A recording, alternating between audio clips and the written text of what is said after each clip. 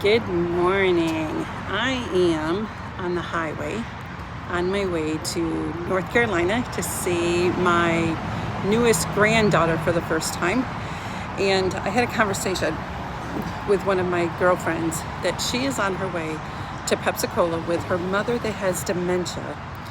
So her mother can visit her youngest brother that is dying of cancer.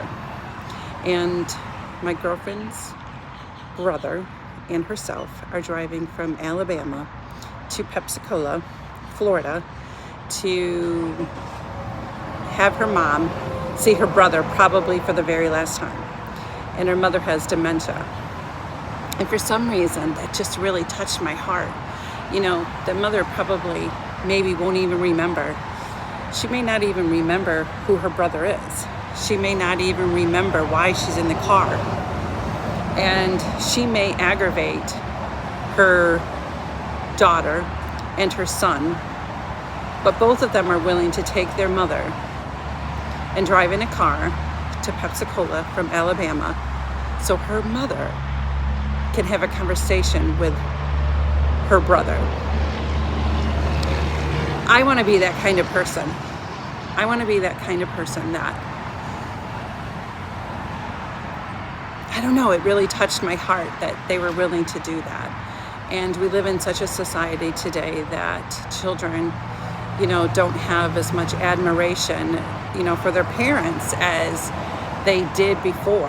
And we live in such a society that is such a me society, and that we live in a society that we don't want to be bothered with the elderly. We don't want to be bothered and mess up our days or our lives, you know. And just really touched me as, you know, I try to visit one of my friends that's 93 years old. She only has a grandson, two grandsons that are alive, and a granddaughter, but only one grandson pays any attention to her. She's 93 years old.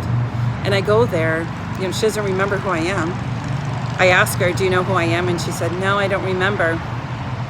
But I still go because I can see the smile on her face when somebody walks into the door. You know, my friend is taking her mom to Pensacola, and they got to sit in the car together. And she said it's frustrating because, you know, her mom doesn't know anybody, and, you know, goes in and out. She's still willing to do that. I want to be that kind of person, and I hope that when I get old, my children want to do that for me. You know, not because it's the greatest thing to do, but because out of love and respect. So if I've learned anything today, you know, do something out of the ordinary and know that you're making a difference.